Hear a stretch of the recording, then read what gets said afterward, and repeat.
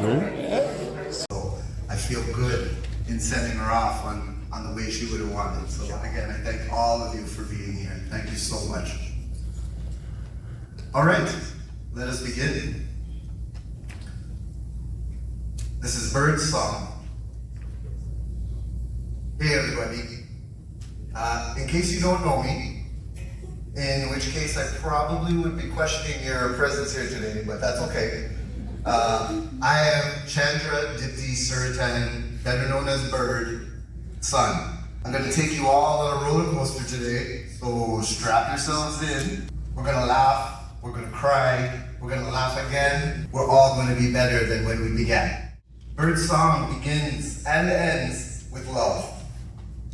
But we must remember that while her chapters are over, the story still continues. Now, I'm pretty sure I can do this myself, but everything is always better with friends and family. So I'm gonna get all y'all to help me today. Does that sound okay? So when I say we are sad, I want everybody to say, but not regretful.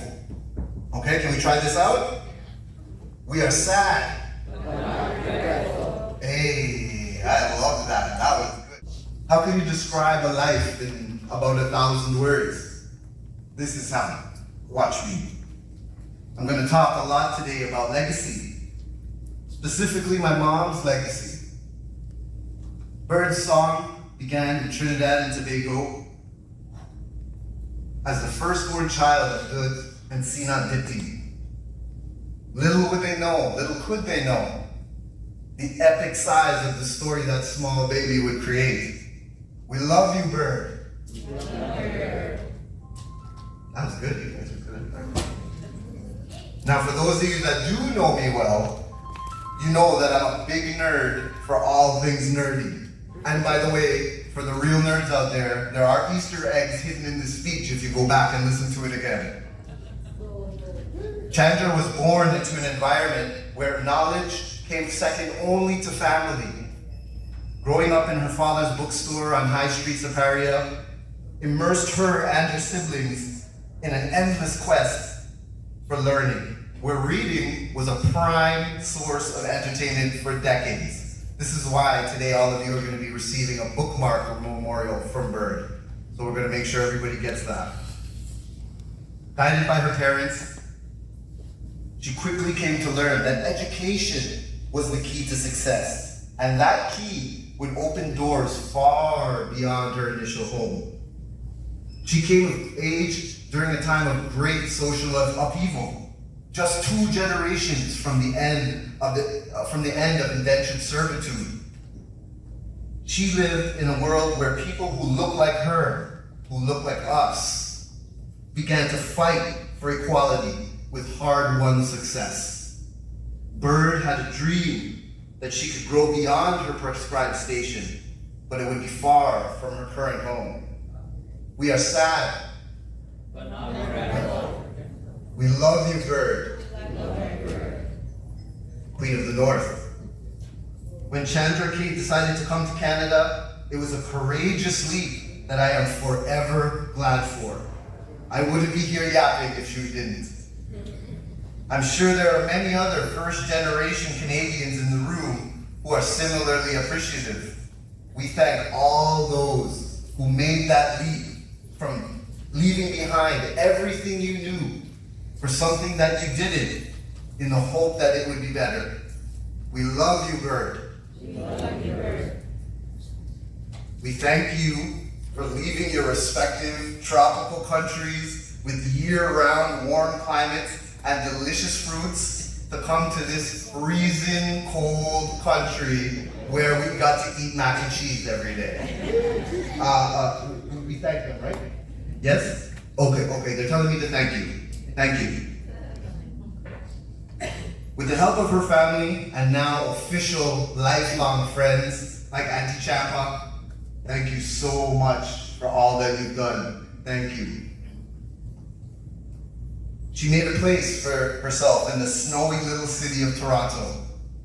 Like Mary Tyler Moore tossing her beret into the sky, she was going to make it after all. The call of legacy was too loud to ignore. It was time for her to begin her own family, to instill within the customs, the traditions, the cultures that shaped her. We love you, Bird. We love you, Bird. The next generation. Once she found the first true love of her life, a story which is much better told by some others here, children soon followed, all while juggling a full-time job, a husband, and 2 small children. She managed to make everyone feel like their hearts were full of love and a little bit of terror. She created an environment where knowledge was celebrated, her culture was prominent, and understanding and kindness reigned supreme. I remember growing up with comic books before toys, the Encyclopedia Britannica before video games, posters of anatomy, and the periodic table before athletes and movies. She had me reading before kindergarten, but they were always fun too. Trips to WWF wrestling matches, regular theater visits, amazing vacations, hilarious pranks on one another, or sometimes just snuggling up on a Saturday night to watch our favorite show. It is a legacy that I am proud to carry on with my own family. And she was confident that these traditions would carry on past even the grandchildren. We are sad, but not regretful. Despite her often short fuse, she ensured that no topic was ever taboo, no conversation was beyond having, and that every argument ended with love. My sister, my children, and I always had a place to talk, vent, express the highs and lows of our lives. She was a dispenser of both solicited and unsolicited advice, harsh truths, and cultural gems, but always with love, a laugh, and a hug. We love you, Bird. We love you, Bird. Dusk's twilight. In the third act of Bird's life, she embraced her role as matriarch, and the urge to cement her legacy in place was at its height. But rather than try to recapture the lost moments of her youth, or correct the wrongs of her adulthood, she chose to look ahead to the future and began placing foundations down that our family will build on forever. This is a Bird tradition. You better keep doing this or my ghost is gonna come tickle your feet. Conversely, whenever I would call to ask her for one of her recipes, she would give me a delicious one, but it never quite matched up to hers. And when asked about it, she would say, I can't give you all my secrets. You have to miss me when I gone. We are sad, but not regretful. We love you, Bird. I spent these last years aware that the sand in her generation's hourglass was waning. So I began memorizing and cataloging every word, every mannerism and movement that she made.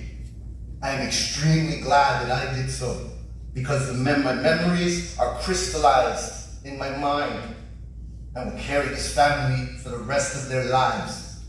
We are sad. We love you, Bird. Love you, Bird. I implore every single one of you here not to be aware enough to do the same. Never skip a hug. Never skip an I love you. Never skip a chance to laugh. Disagreements are necessary. Grudges are not. Be mindful of every moment with your loved ones. Life is only precious because it is short. I would like to especially thank the following people personally.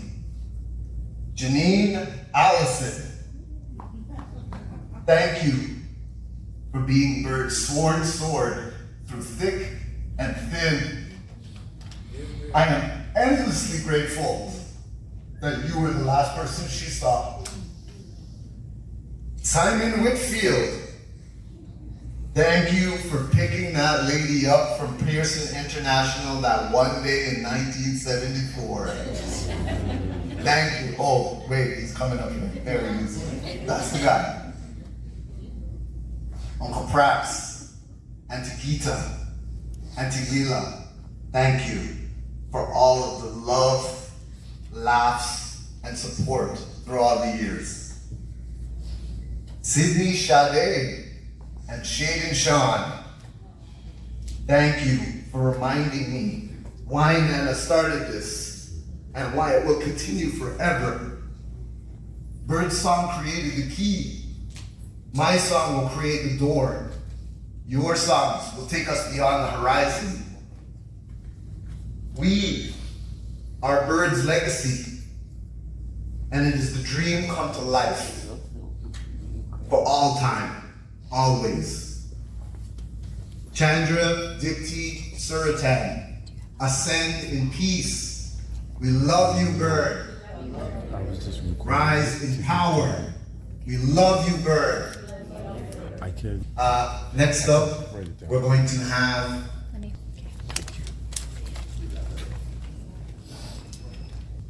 good afternoon, everybody. Good afternoon. We gather today for the beautiful life of a woman who was the heart of our family. Our grandmother was a source of unconditional love, strength, and wisdom, and her memory will forever be a guiding light. She taught us the importance of kindness, the power of a gentle hand, and the joy of a good laugh. I remember anytime we had to take a picture, she would say, "All right, let's pretend like we like each other." And instantly that would all make us smile and laugh, which was her goal. We find comfort in the countless memories we shared, memories that are woven into the very fabric of our lives. Every time I think back to them, there was never a bad one. From when we were young, we always used to watch our favorite movies with our favorite snacks. She let us buy at the mall across the street in the dollar store. All our quiet time, she let us have doing our own thing. She'd lay down and rest from having to deal with us all day with her Limacal rack. I guess we stressed her out. And I could never forget how much Nana and I loved to swim. When I came to visit her, every single time there would always be a swim. And we were very similar in that way because she loved the water just like me. She was quite literally a fish, and we'd be in the water for hours and hours on end. We had a tradition called Girls Week, where Nana, Auntie Jen and I would literally hang out all week, doing whatever I wanted and whatever we wanted to. And she would joke calling it my personal resort. And of course, we swam every day when we could. Nana and I were best friends. I followed her around. I cooked with her, I bathed with her, I slept in her bed, you name it, I was always under her bum. She would always call me a show-off because we loved to put on fashion shows and get our nails done together, and she'd comb my hair all nice. She would love to see what I look like today. But nonetheless, her love was a gift, and her legacy lives on in each of us. And Nana, we would just like to let you know. If tears could build a stairway, And memories a lane. We would walk right up to And heaven, bring you home again. and then may a band of angels sing thee to your final resting place. Rest in peace, Nana. We will miss you, and we will always love you. Thank you. We're going to have Chandra's brother and my dear friend and confidant, Prakash Diptee. Dr. Prakash Diptee. You ain't go to all the school for all them years for me not to say, hey, I'm retired. Hey, listen, you know, Sean was a actor. He has a way with words that I could never have. And it seemed to be passed on to his kids. Anyway, good evening, everyone. We are here today to honor and pay homage to my sister, Chandra. You know, she was one of the most loved daughter, mother, grandmother, aunt, sister that anyone could have. She was simply amazing. She was the ultimate gift to anyone who really knew her. She was loving, she was caring. She would smile easily, laugh loudly, and she was always fun to hang out with. She was full of kindness and compassion. She shared this with anyone that she met without any form of prejudice. And her kids, Sean and Jen, was her greatest success. She shared with them her training, her resilience, and most of all, she shared her love, loyalty, and respect for family. And she faced most of life challenges on her own with determination. And she was able to pave the way for a lot of other relatives to follow her. And for that, we are very grateful. I'm a retired pediatric emergency medicine patient, so I've seen a lot of death. But there's nothing that prepares you for the passing of a close family member or a loved one. It's a different ballgame, you know. It's painful and it's numb, both occurring at the same time. You know, you probably will be days for weeks before you finally feel better. Freestyle. Like I saw you pull out and know that the last second did that whole thing freestyle. No, don't let it fool you. Don't get too many drinks later. All right.